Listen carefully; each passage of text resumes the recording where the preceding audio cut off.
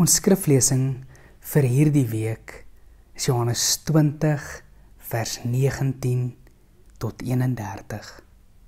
Jesus verskyn aan sy disippels.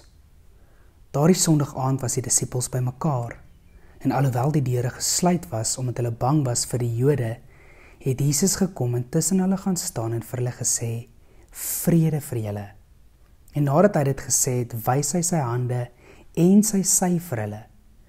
Die disippels was baie bly toe hulle die Here sien. Vrede vir julle, sê hy weer vir hulle. Soos die Vader my gestuur het, stuur ek julle ook.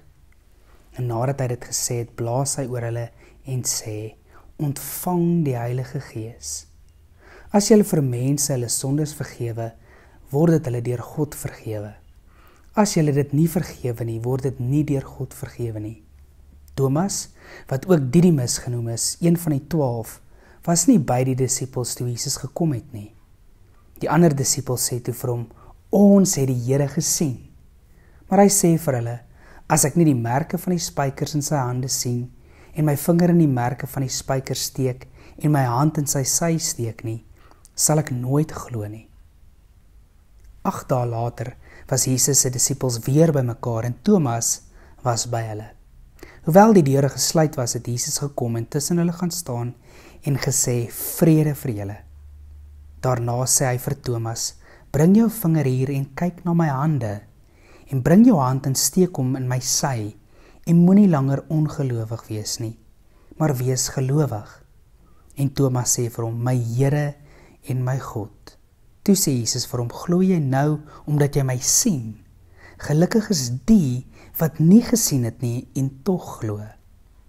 Jesus het nog baie ander wondertekens, wat nie in hierdie boek beskrywe is nie, voor sy disippels gedoen.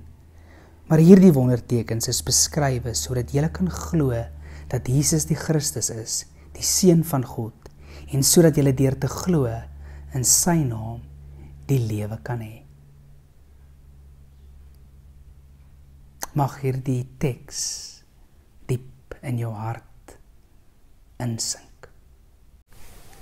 Terwyl jy met hierdie teksgedeelte besig was, wat het in jou verander?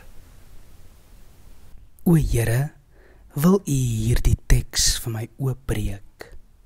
Oopbreek sodat ek dieper kan sien, dieper kan verstaan en uiteindelik nuut kan leef. Amen.